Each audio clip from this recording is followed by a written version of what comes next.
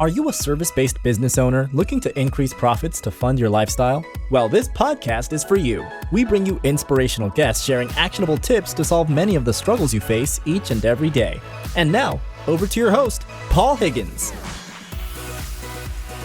Hello to the Build, Live, Give podcast. If you're a first-time listener, welcome. And if you enjoy it, please subscribe. If you're a regular, thanks for your support. Love to get your feedback. Just go to paulhigginsmentoring.com/question and you can give me your feedback and I'll instantly reply. It always means the world to me when you do. Welcome to take notes by all means, but all the interviews are fully transcribed and you'll get that in the show notes. Our guest today is someone who worked for Otterbox for 7 years.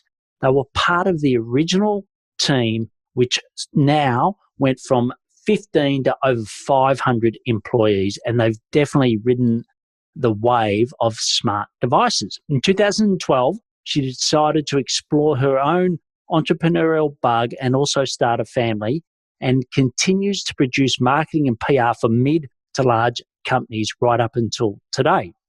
You may not be a mid-sized company, but the lessons learned about marketing are applicable to you. These include why it is a time to be a proactive marketer, how best to get in local media to build brand awareness, and the third one is should you go in-house or use contractors to build your marketing team. They have kindly given a free consult and a book offering during the interview. Over to Kristin Golliher from WildRock Public Relations and Marketing. Welcome, Kristin Golliher from WildRock Public Relations and Marketing to the Build, Live, Give podcast. Brilliant to have you here, Kristin. Thank you for having me. I appreciate it. Yeah, look, I know we've been talking prior to this show about all things that we can't mention on the show, especially given this is, one day post the election that seems never to end. But, we want to hear a lot about you today and the enormous marketing and PR value that you give to clients that will be listening. But why don't we kick off with something your family or friends know about you that we may not?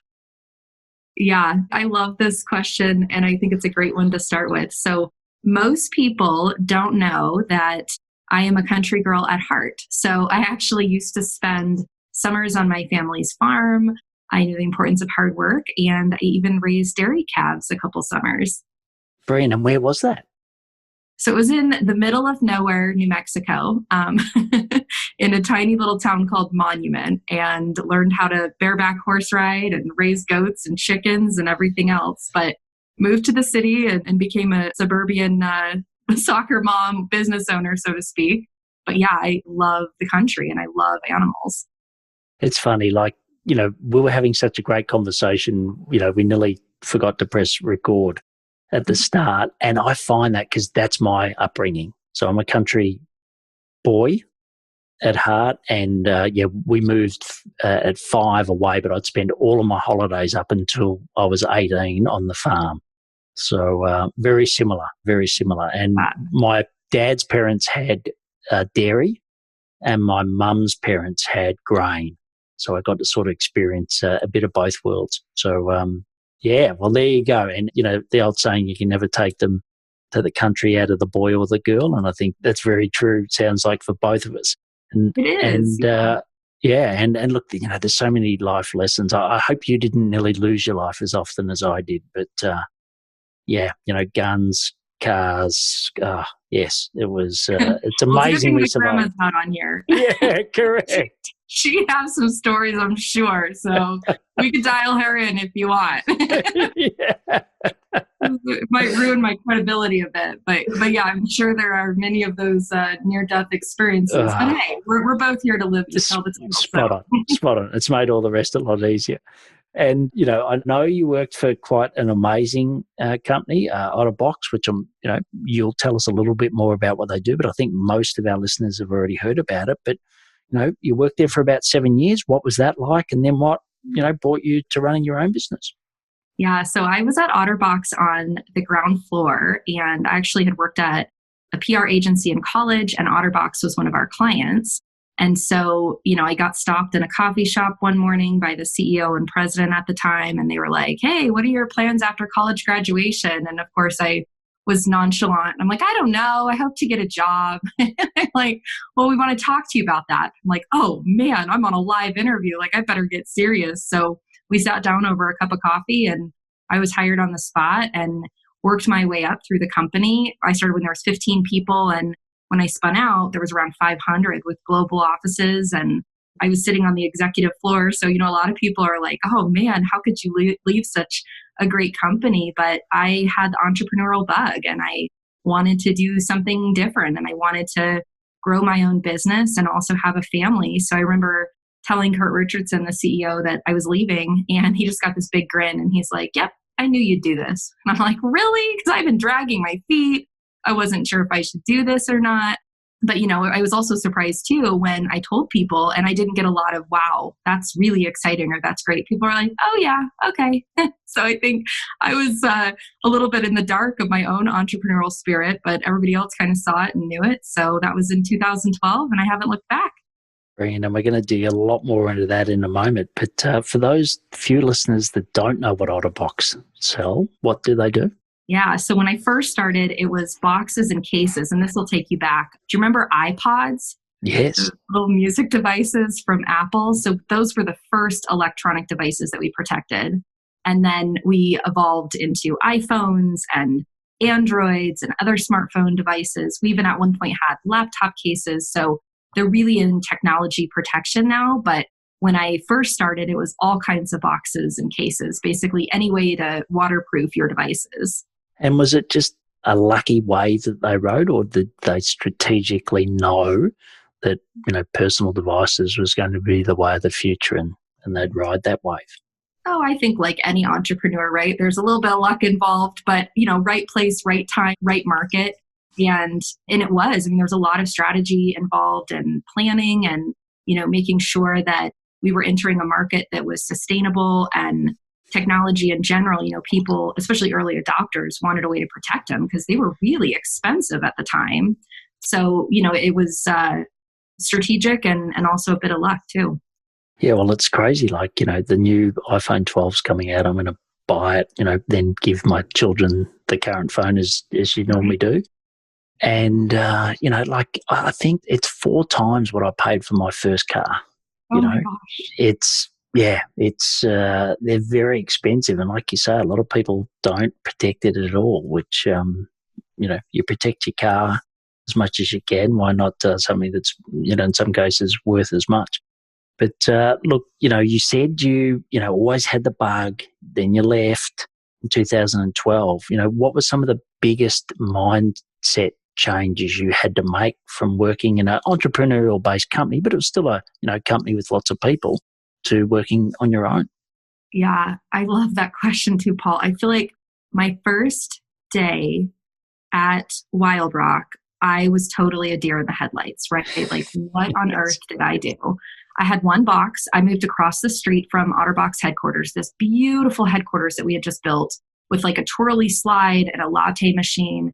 And I'm sitting over there in my one-room office across the street like, oh no, did I make the right choice? And so I go back across the street, like a dog with my tail between my legs. And I'm like, "Hey, can I get a latte?" And my badge didn't work. And the girl at the front desk wasn't sure who I was. And I'm like, "I have been here. I helped build this company. Like, can I just come back in and get a latte?" So it was just very eye-opening for me and very humbling, right? There was so many great benefits to a big organization. And here I was with one box and no caffeine. And man, your first day of work, you got to have that. So it was very humbling, I think, is the biggest thing in terms of getting that mindset in the right place, because I think I took a lot of that for granted. And I think, especially on the employee side too, it's like easy to overlook some of those things. I remember going to the latte machine as an employee and being like, "Who's in charge of the milk?"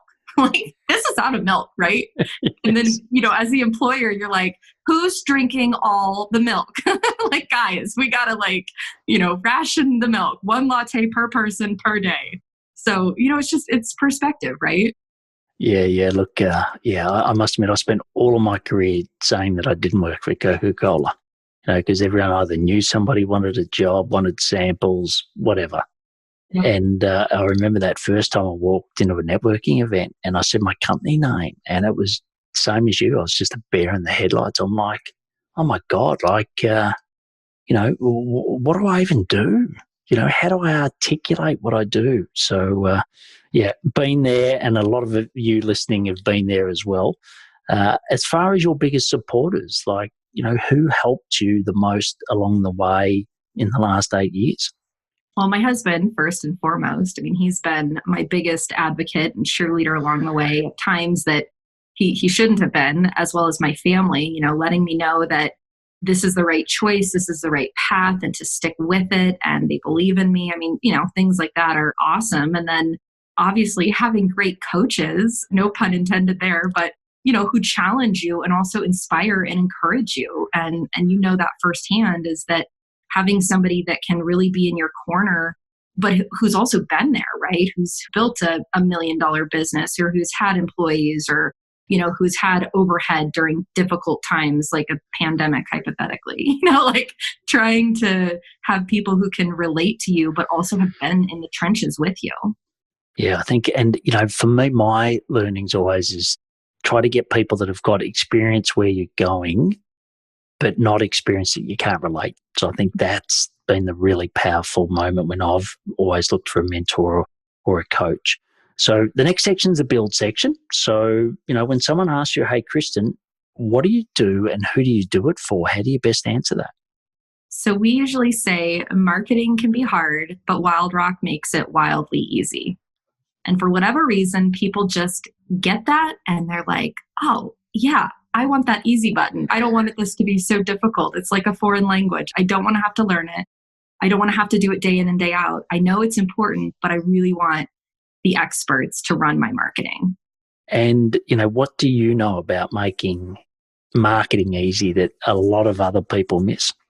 Well, I think a lot of people say that, there's this magic formula for marketing, but really marketing is an art and a science, and anybody that tells you otherwise is lying. And so, we know this firsthand, right? We're living in the midst of a pandemic. And so things that we thought we knew about marketing, specifically how people consume information, has even changed. And so, it's difficult. Not all brands are the same, and target markets are different. I mean, as consumers, we're picky, right? We want things our way. We want it customized. We want it delivered to us on a silver platter. We want things a certain way. And so, I think with a marketing agency, specifically like WildRock, we can take a lot of those tools of the trades and make those guesses so that you as the business owner, so to speak, don't have to do that. We have a lot of those, different templates and tactics and techniques so that we can get to those answers faster. Great. And you talk about business owners, but what type of business owners do you love working with? We love mid to large size organizations who really understand PR and marketing and are willing to invest in it. They might have an internal marketing team who's looking to elevate their efforts, or they might, be looking to have just a plug and play team. So with WildRock, we can kind of plug in our group into their organization, and then they have a full marketing team from, digital experts to PR experts to content experts. So it really depends on what the client is looking for. But I would say mostly the mid to large size organizations are really ready to elevate their efforts and, take it to the next level. Yeah, and there seems to be, people always talk about a two-speed economy, but there seems to be that with marketing at the moment. There's some that are on the front foot that are aggressively marketing, and some are just saying, well, I'll wait to this whole, pandemic, election, whatever else is happening in the world. Like you said, wildfires is sort of out of the way. So, can you take us through some examples of people that are proactively marketing and, what is really working for them at the moment? Yeah, it's interesting, I guess, to go back to, something that you were just saying too, in terms of, people putting efforts on hold or waiting out this storm, is you're absolutely right. I think some organizations are like, oh man, this is, not a good time to be putting ourselves out there in marketing. And so one of the things that we actually did, because, homeschooling my children and getting a puppy wasn't enough work, we decided to write a book. And so we have a new book that we just launched called Change, Adapt, Rock. And it's actually designed for businesses like that might just need those, tools and templates and rock star tips or checklists to manage their own marketing. They maybe don't want to go with an agency, but they just want, kind of the play by play, like tell me what I need to do to grow my marketing, even in these challenging economies. But I guess if I look at, organizations that are really doing a solid job with it, what I can speak to is specifically the companies that we work with. And so one of the brands in particular that comes to mind is Polaris Adventures. And they have outfitters across the country that they run ATVs and razors and slingshots. And they actually have grown in size, if you can believe it, because it's an activity that you can do socially distanced. You can get out of your house, you can explore the outdoors. And so we've done a lot through social media advertising, brand ambassador programs, and really reaching people where they're at so they can explore their own backyards in new ways. Yeah, and for those that don't know what that term, all those technical terms mean, think of someone on a four-wheel device, driving a four-wheel device that can go basically anywhere. That's exactly. Yep. Yeah, that's what that is. And, there's a lot of people listening at the moment that have had corporate backgrounds like you and I, and now are running their own business. So what are you learning from the mid and the large size businesses that someone running, maybe a $1 to $10 million business can take and apply? Yeah, I think some of the big ones right now is really co-marketing. So finding other like-minded businesses and organizations to partner with. So, ways that you can get on their podcasts or in their email newsletters, or, perhaps you're doing a guest blog on their website and they're doing one on your website. Just ways to kind of share those fan bases and share that information through co-marketing. We've seen that as a really successful technique. The other interesting thing that we've seen too that's working really well for clients is a lot of the, different magazines and newspapers in PR, especially, we're trying desperately to keep those alive because we believe in journalism, but the ads that accompany those different publications are really discounted right now. And people can get in at really good deals and get their message out there and also help support those local publications in their areas. Yeah. And what are some of the key tips you can provide around getting into those magazines, getting to, past the editor's door to the journalist to have success? What are some of the tips you can provide there? Yeah. So, I think when it comes to PR in general, it really is about building those relationships, right? I mean, the person on the other end of that email or the person on the other end of the phone is just that. They're a person. They want to have something that, is relevant to them and relevant to their readers and is going to help their journalist career as well. So, the more that you can serve up that information that is tailored to them, rather than you just saying, hey, look at how great my business is. Like, it can't be salesy. It can't be, this crazy pitch like buy now, right? They're trying to write a story. So really looking at your organization and uncovering, where are those stories? What am I doing in this crazy time that's, helping my customers or helping my employees or helping my community? Because everybody right now is searching for a feel-good story. And more importantly, when you're serving those up to the journalists, making sure that you back it with stats and information so that they can run with it. And it really does feel newsworthy versus just a sales pitch. When I did a little bit of PR training and both, in corporate, but also more recently for my own business. And, I think people forget that, journalists they've got a commitment of how many stories they've got to write. And if you can serve it up to them, like you said, in a way that makes their job easy, it's a really good opportunity. And so you've given some really good tips on the way to approach it. What do you feel of people doing it themselves versus, using an agency like yours? What are some of the pros and cons of that?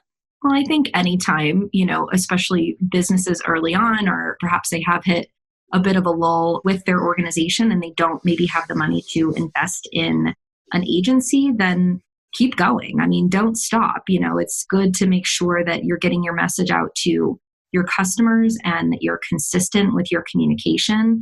But I think the caveat to it is that it has to be just that. It has to be consistent and making sure that it's, the same message every time. So whether they're getting it in an email or on your social media channels. So I think it's also really identifying where is your time best spent. And sometimes people are like, I love creating my social media content. I map it out every month and I'm totally good running with it. It's like, okay, by all means, keep doing that. If that, fuels you and propels you forward. You're like, oh man, I'm creating social media content and it takes me 5 hours to do one post. Then I'm like, okay, well, where's your time better spent? Do you need to go land new business or write your social media, content that people may or may not even see?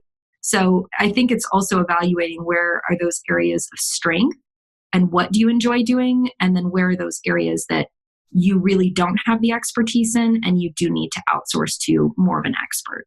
Yeah, and I think that opportunity cost is a great point. It's easily said in conversations, but it's sometimes hard to really evaluate that. And as you said earlier, if you don't have a coach, you don't have a mentor, holding you to the fire to deliver the things that only you can deliver, then you can get lost in opportunities like that, which are best served by an agency. And, you talked about sometimes you'll put someone into a business versus, working with their team. I know for many owners, I even think about myself, sometimes I have this battle, should I bring someone in-house that is reliable and they're always there working for me, or should I use experts to bring in from a contract perspective? Have you got any tips or experience to share on that? Yeah, I'm definitely a believer in having full-time or part-time employees. I'm a team player through and through. So man, I love to have people on the boat with me.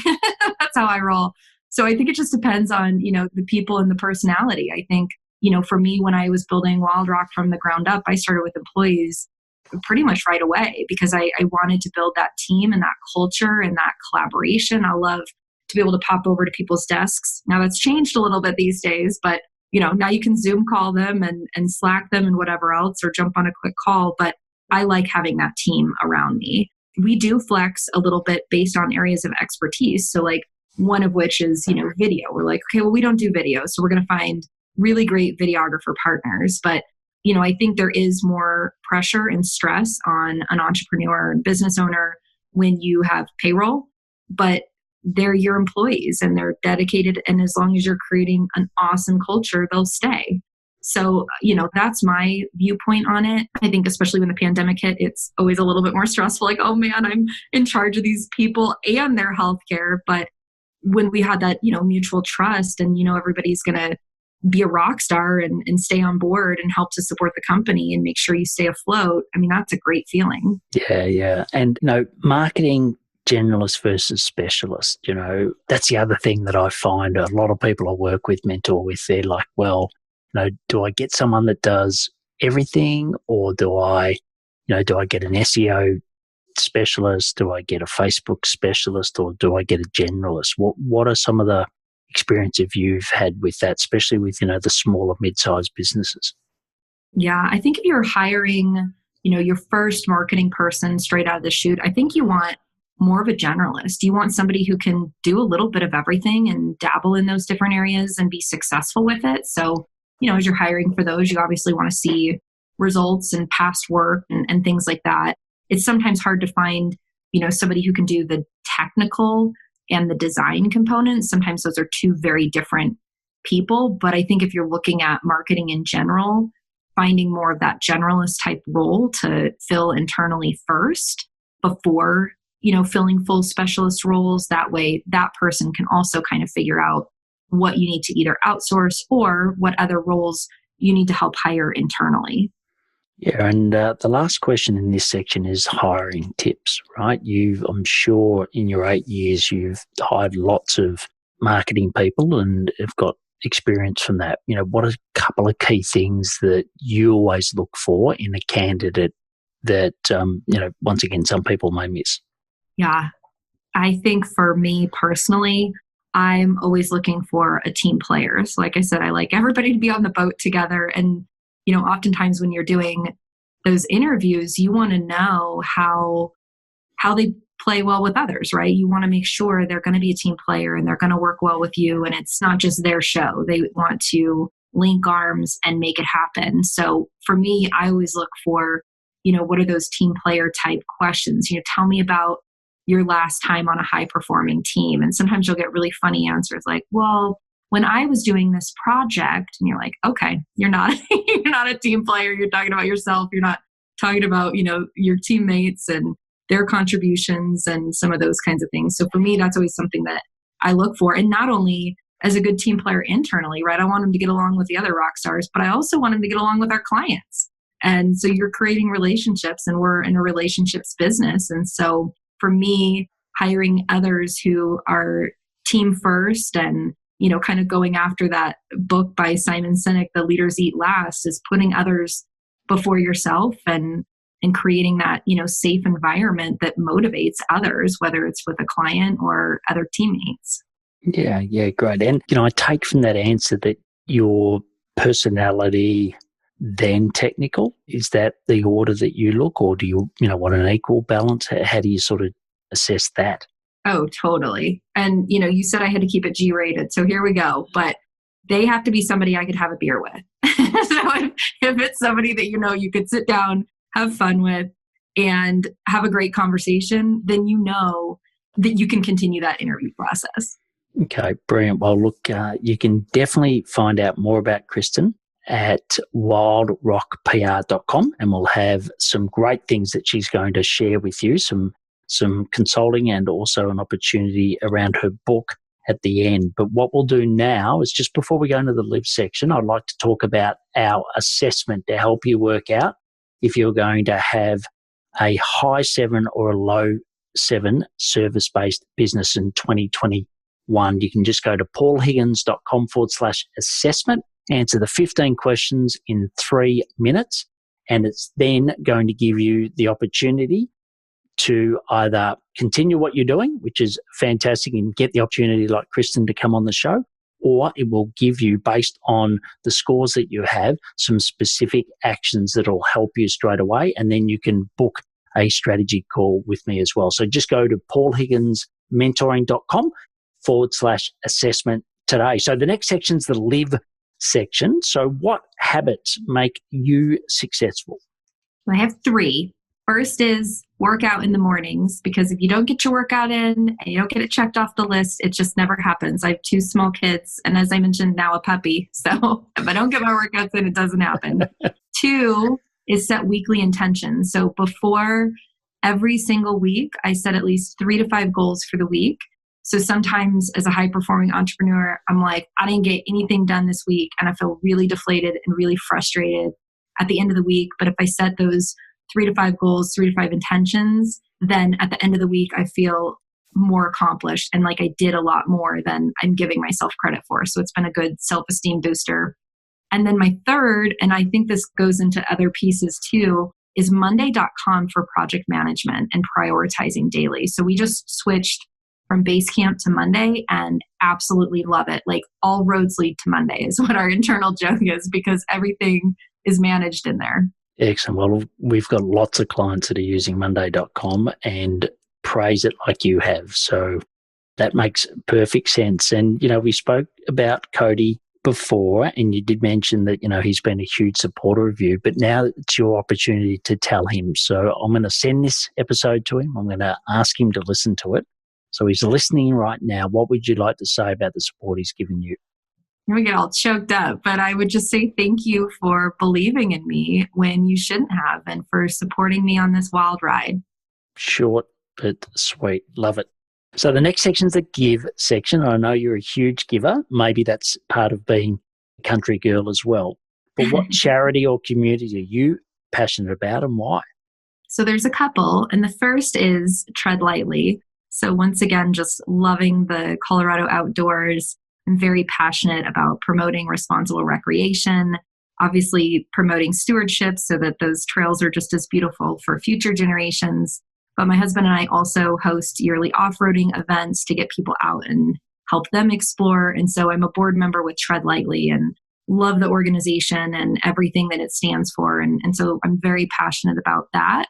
And then locally, our team also supports an organization called Respite Care, and it's a nonprofit childcare organization that helps provide care for children with development disabilities here in Larimer County. So we're in Fort Collins, we're about an hour north of Denver, and this organization is just phenomenal in terms of giving that exactly what it says, respite to these, parents who are on 24/7 duty with their children and they need special care. So they can't leave them with just anybody. And it's just a phenomenal organization.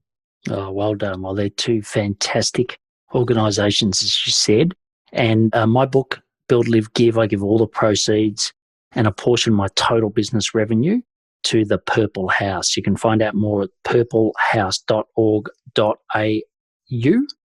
And now we go into the action section where I ask you some rapid fire questions and you return with some rapid fire responses. So the first one is, what are your top 3 personal effectiveness tips? List making, being a steward of your schedule, and outsourcing. Brilliant. Short and sweet. Love it. Love it. And next one is, what tech is essential to running your business? Okay, well, it's no surprise. I'll start with Monday.com. Yeah. And next up, Slack, which is like an instant messenger, and then Harvest for time tracking and billing. And what's the best source of new ideas for you? I love Entrepreneur Magazine. Great. And do they also have a podcast as well? They do. Yeah. Okay. Really inspiring. And also I love their short articles through their app because it says like, okay, it's a 2-minute read. And I'm like, I got 2 minutes. I can do this. Excellent. I've got to go back to that. Used to listen to their podcast, but I lost my way on it. So thanks for the reminder and thanks for everyone that's on behalf of everyone that's listening is now as well. So the last one's always the biggest question. That's why I leave it to the end. So what impact do you want to leave on the world? So one of the things I have been reflecting on a lot lately is my purpose, right? Why am I here? I know it's a question we've all asked throughout our careers and especially this year. So one of the things I've been working a lot on is my purpose statement. So I'd love to share that with you and listeners. So my purpose is I exist to breathe love, laughter, and positivity in the world by placing a premium on people. Rooted in faith, I continually seek new challenges to pull myself and those around me away from mediocre to exceptional. Well said. And how long has it taken you to craft that statement? 8 years, Paul. I think this year especially, it kind of came full circle. I've had different pieces in there, but it's a work in progress, right? And I think this year especially really allowed me to shine a light on who I am and who I'm not. And ultimately, what do I want to leave with the world? Yeah, look, and I've got a daily reflection. And as it suggests, I read it every day, but it's got my purpose, my values, basically how I want to be seen at the end of my life. How can I live that today? So, I think once you have that, it just makes everything else easier. So well done for sharing yours. And, if you're listening, just go back, listen to that, and maybe it's a great framework for you to take to do the same. So unfortunately, we've come to an end. I would love to continue a lot longer, but I know you've been so gracious and giving so much wisdom on the podcast, but you're also willing to give people some specific advice. So there's a free 30-minute consult. So if you go to Ready to Rock at wildrockpr.com, you can get that. And obviously that'll be in the show notes as well. But also to the first 10 listeners that reach out to Kristin via that email address, they'll also get her book that she spoke about before. So Change, Adapt, Rock, perfect for the times, as she said. So you also, the first 10 listeners will get that as well. And I think we're launching this, it's due about the 24th of November. So you should be listening from that date on, but get first in, best dressed on that. So Kristin, fantastic having you on the podcast. I appreciate you as a listener. I know you gave me some great feedback prior to the show, but also appreciate the value that you've given on this show and just being a great country girl at heart. So Kristin, thanks for being on the show today. All right. Well, to my fellow country boy at heart, thank you for having me. I really appreciate it. Excellent. Have a great day. You too. Thank you. You can tell I really enjoyed that interview. It was fantastic. In Change, Adapt, Rock, her book, she gives you agency secrets, tips and tools to help you build your own marketing team. Thoroughly recommend you checking it out. You can get the full transcribed notes at paulhigginsmentoring.com/podcast. What is your biggest takeaway from Kristin? Please share on your socials mentioning both Kristin and also maybe even mention her book, Change, Adapt, Rock. You can get a free consult and a book. Remember, the first 10 people that reach out to her get the book by emailing her at readytorock@wildrockpr.com. Once again, that'll be in the show notes. If you believe someone you know would benefit from the show, please share. They would love you for it. You can also find out whether you'll have a low or high-figure service-based business in 2021. Just go to the assessment at paulhigginsmentoring.com/assessment. Please take action to build, live, and give, and stay well. Thanks for listening to the Build, Live, Give podcast. If you like what you heard, please share it and leave us a review. It would mean the world to us.